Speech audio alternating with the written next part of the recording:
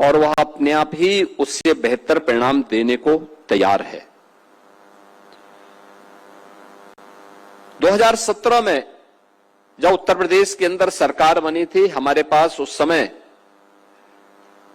उत्तर प्रदेश के अंदर 69 हमारे पास कृषि विज्ञान केंद्र थे और वे कृषि विज्ञान केंद्र ज्यादातर लगभग बंदी के कगार पर थे। उनके जितने वैज्ञानिक थे ज्यादातर विश्वविद्यालयों ने अपने यहां अटैच किए हुए थे, कोई उनकी जवाबदेही नहीं थी। मुझे कृषि विभाग के पहले सम्मेलन में, उस समय भी श्री सूर्य प्रताप शाही जी हमारे कृषि मंत्री थे और उस समय मुझे इन्होंने सबसे पहले कृषि विज्ञान केंद्र के ही सम्मेलन में इन्होंने मुझे बुलवाया। मेरा अनुभव कृषि विज्ञान केंद्र के साथ बहुत अच्छा नहीं था उस समय तक, तो मैंने इनको बोला, मैंने कहा मुझे कहां बुलवा लिए? उन्होंने कहा इस प्रकार का कार्यक्रम है, भारत सरकार 20 नए कृषि विज्ञान केंद्र देना चाहती है और हम अगर उसको ले लेंगे तो सभी जनपदों में, बड़े जनपदों में 2 और छोटे जनपदों में 1-1 कृषि विज्ञान केंद्र हमारा हर जनपद में हो जाएगा। मैंने कहा लेकिन जो है वो तो काम करते ही नहीं है, उसके लिए क्या कार्य योजना है? और मुझे प्रसन्नता है आज उत्तर प्रदेश के अंदर कृषि विज्ञान केंद्र, हर कृषि विज्ञान केंद्र कुछ ना कुछ इनोवेशन करके लेके आया है और सभी 9 एग्रो क्लाइमेटिक जोन जो यूपी के अंदर हैं उनमें एक सेंटर ऑफ एक्सीलेंस के माध्यम से उन्होंने कुछ बेहतरीन करने का कार्य किया है।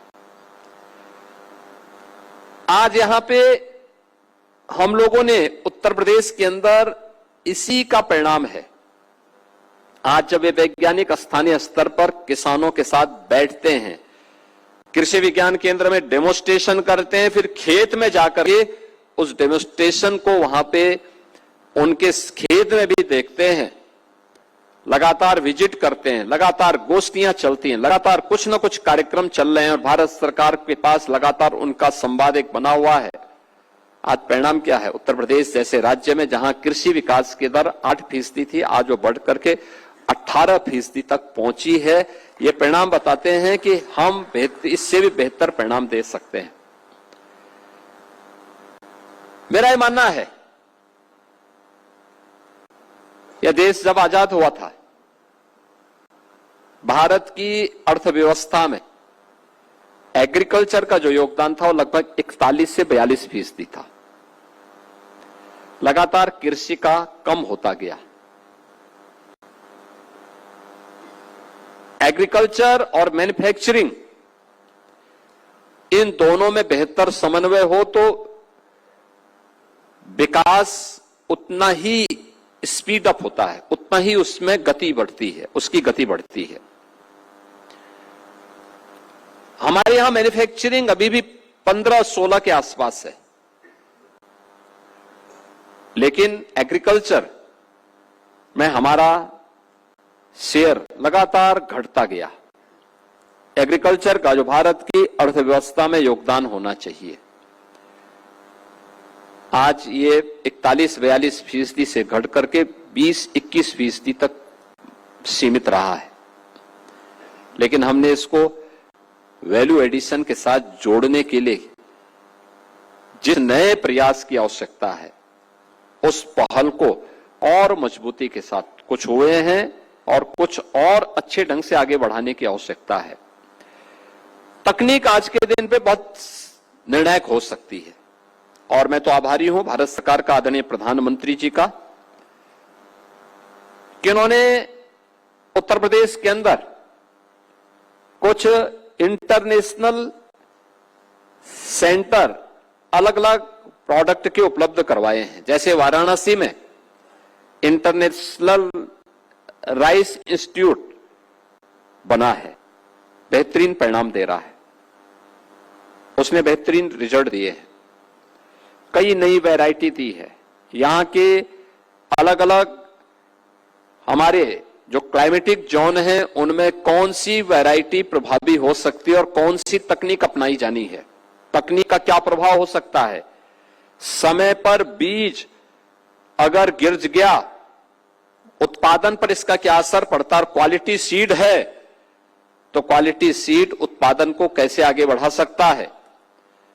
ये सारे परिणाम आज हमें देखने को मिले हैं और मुझे ये देख करके अच्छा लगा कि इस बार हमारे कुछ जगहों पर हेक्टेयर धान का उत्पादन तो 100 कुंटल तक पहुंचा है, 100 कुंटल पर हेक्टेयर पहुंचा है। यानी ये चीजें दिखाती हैं कि जहां हम 50-60 तक सीमित थे वह 100 तक पहुंच गया है।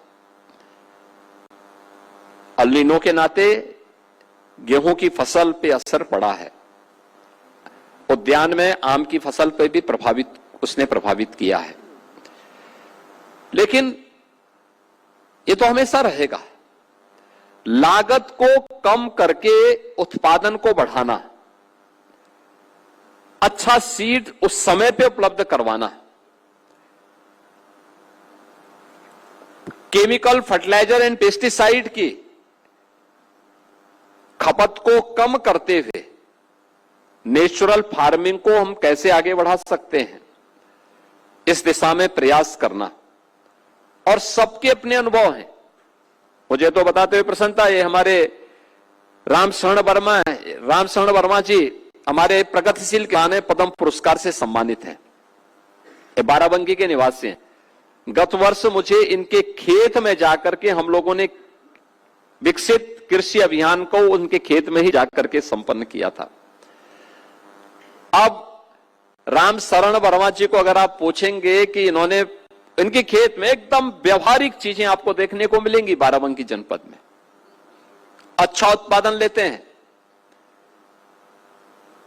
और अगर कोई इनसे पूछता कि आपकी योग्यता, इसका आपकी क्वालिफिकेशन क्या है, तो कहते हैं 10 फेल हूं मैं, 10वीं फेल है, लेकिन खेती में कैसे पारंगत होना है और कैसे वैज्ञानिक पद्धति से खेती में हम कम लागत में उत्पादन ज्यादा कर सकते हैं, वह देखना है तो इन जैसे किसानों के खेत में जाकर के हम देख सकते हैं। दूसरा, उत्तर प्रदेश में मैंने देखा कि भारत सरकार की पहल का परिणाम, जब मुझे अलग अलग जनपदों के खेतों में जाने का अवसर प्राप्त हुआ, तब मैंने देखा कैसे जिन क्षेत्रों में पहले लोग एक फसल लेते थे, वर्ष में एक फसल,